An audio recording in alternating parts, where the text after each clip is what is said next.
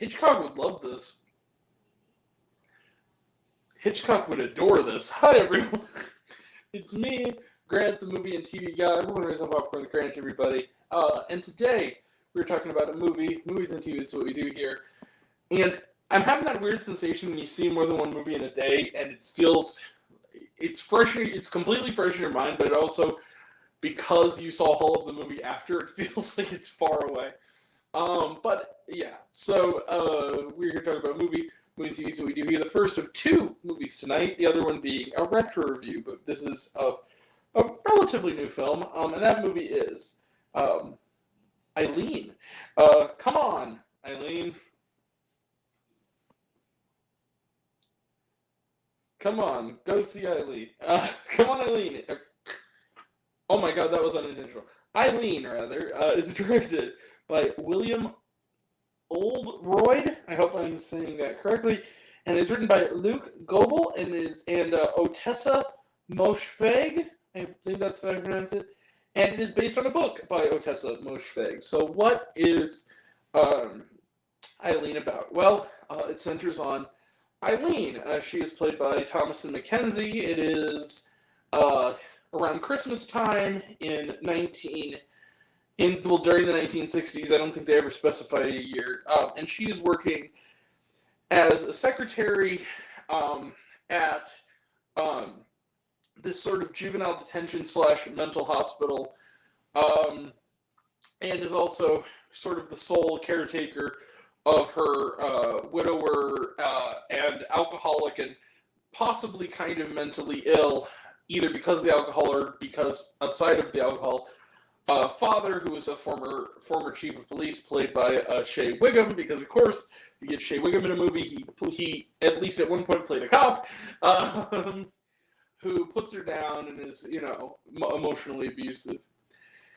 And she is struggling. And there's something off about Eileen. First and foremost, she likes to masturbate a lot. And I'm just going to say it straight up.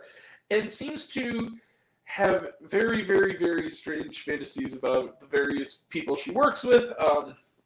Among them also include Owen Teague and Saban Fallon Horgan, in a much better movie about someone working at a pseudo prison than Shelter in Solitude was. And she's struggling with just sort of her quiet meekness and her hidden desires. She seems to be sort of a wallflower type. When waltzing through the door is the new psychiatrist, a doctor played by Anne Hathaway, who tells her, hey, come out for drinks and come over to my house for some, Christmas time merriment. Let's dance and let's have fun. And then soon enough, Eileen falls hard. And then you realize that there's a bit of a battle of wits at foot, and maybe someone is not who they say they are, and that is, or has a plan they're not cluing the other person into. And I'm going to stop there, because I don't want to tell you anymore. Let the noir Hitchcockian thrills begin. Okay, here's the thing. First and foremost, I really liked Eileen a lot. I thought this was a really, really, really good movie. Not a perfect movie, but a really, really good one. The style of this movie is fabulous. This movie is shot like a Hitchcock movie. It's shot, if not on actual film, they did a holdover, where they faked it really well. It's Neon put it out. It's shot like it's from the 60s. The opening and closing credits are done in the style of Hitchcock, and the score is one of my favorite scores of the year. It has a real Lady Vanishes, the man who knew too much angle to it. Rebecca, that sort of, that kind of feel. And I love that. Thomasin McKenzie is terrific. She really has, between Leave No Trace, Last Night in Soho, and this, she is quite the young actress. I really look forward to seeing her pop up in a lot of stuff. And Anne Hathaway is fantastic, as always. I think that she gets a lot of hate that's somewhat unjust. She's a really terrific actor, and she can really chew into a part like this very, very well. I think the biggest thing keeping people from liking Eileen, I could see this being a pretty divisive movie, is that I think the style, by its nature, is very cold. I think that if you're going to do this kind of movie, and I think that's actually, to me, for the benefit of the movie, that it's cold. Sorry about that. But it's cold to the touch. It has that steely kind of, nobody is what they seem kind of vibe. And I really dug that. And I know that there's a lot of people who are not going to dig that. And, there's also going to be those people who are going to be lured in thinking it is more of a go thriller. The trailer is somewhat misleading in that it makes it really, really emphasizes quickly and without spoiling it, and I'll give Neon credit for this, a lot of the stuff that is very prominent in the trailer is in the last 30 minutes. The movie's more of a slow burn than that. You have to go in with that sort of engage. It wants you to take the time the movie needs to get to its punch.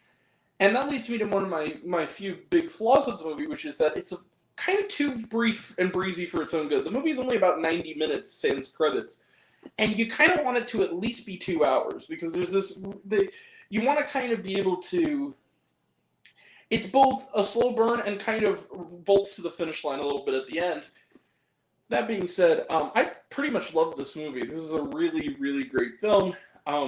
Might not be on my best of the year list probably, but it'll definitely be a runner-up. I really dug Eileen. I think it's a gem. And it is playing... it started last week in limited release. I think it's gone somewhat wide, because it came to my theater. So yeah, look out for it. And I'm going to give Eileen... Yeah, you see it. Bang. 5 out of 5 stars. Not going to plus it. It's not on the top tier for me, but it's a low 5, but it's a 5. I really think that for those who want this sort of movie to come back, this is that kind of movie, for sure. All right, so yeah, definitely check out Eileen. It's a lot of fun.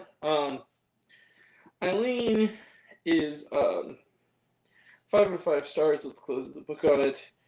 And trailer trash. Let's talk some trailer trash. Poor Things. Talked about it, looks good. Freud's Last Session. Talked about it, looks good. Anyone But You. Talked about it, looks good. Argyle. Talked about it, looks good. Mean Girls. Talked about it, looks good. Origin. This looked really interesting. This is the new film by Ava DuVernay. Ingenue Ellis, who I remember best from Lovecraft Country. She was terrific on that show. Is in this. I've seen her on a lot of best of lists, because a lot of critics now, even though December is barely half over, are already putting out their best of lists. And I'm going to be one of those guys who waits till the early part of the year, because I have shit I need to see. Including that. It looks really interesting. And Ferrari.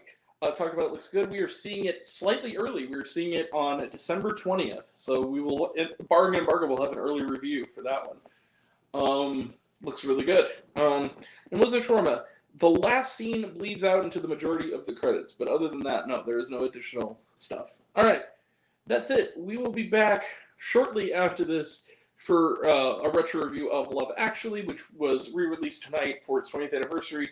I revisited it. Let's talk about it tomorrow. We'll have a review of Waitress the Musical and Diary of a Wimpy Kid Christmas Cabin Fever. Sunday, we'll have a retro review of Elf, which is also back in theaters for its 20th anniversary. And Leave the World Behind, the thriller directed by Mr. Robot creator Sam Esmail. And Monday, we will have another retro review of Die Hard, which is also back in theaters for its 35th anniversary. Wow, re-release week between all those in the abyss. As well as the Christmas animated DC film Merry Little Batman. So we'll have a review of those on Monday. So that's coming up. And next week is Wonka with a very special guest, one who coined one of my new favorite recurring jokes, which is Twink Wonka, which is we were going to be doing from now on. So yeah, that's coming up, and more to come. It's the Christmas season. There's going to be a lot of big movies coming out. So yeah, that'll all be next time, and until next time, I'm Grant the Movie and TV Guy. I see it all, and I'm happy to share it with you. I love you all. I appreciate you all. Love you all, class semester. Love you 3000. Oh, hold up. Hey, Luke. He commented beforehand. All right. Thanks for the shout out, buddy. So that will be next time. Until next time, I'm glad to move into you guys. See you all. I'm happy to share it with you. I love you all. I appreciate you all. Love all classes semester. Love you 3000. Be kind to one another. If you like this video, give it a like if you want to. Give it a subscribe if you want to. Give it the bell. I don't know what it does, but that's what you're supposed to do. Or so I've been told. Leave a comment, even if it's, "Hey Grant, I like waffles." It really helps out. If you want to find me elsewhere, reviews, lists, and other fun stuff, you can check me out on letterboxd.com at RaisedOnPopcornWithGrant. Twitter, I'm at RaisedGrant. You can find me on Facebook, RaisedOnPopcornWithGrant. Instagram threads and TikTok at RaisedOnPopcornWithGrant. Blue Sky at Raised on Popcorn, serialized, all one word, all lowercase, Raised on Popcorn. Check out my podcast, Raised on Popcorn Podcast, on Spotify and Anchor. Some of you already have me. If you haven't, take care of yourself, take care of your mental health. It's incredibly important, and I want to know down below, what did you think of Eileen? Did you like the movie? Did you hate the movie? Think my opinion's good? Think I'm full of shit? Comment below, let me know. And until we meet again, we're all raised on popcorn. Make mine with extra butter. Catch you guys next time. In just a little bit. Take care, everyone. Bye.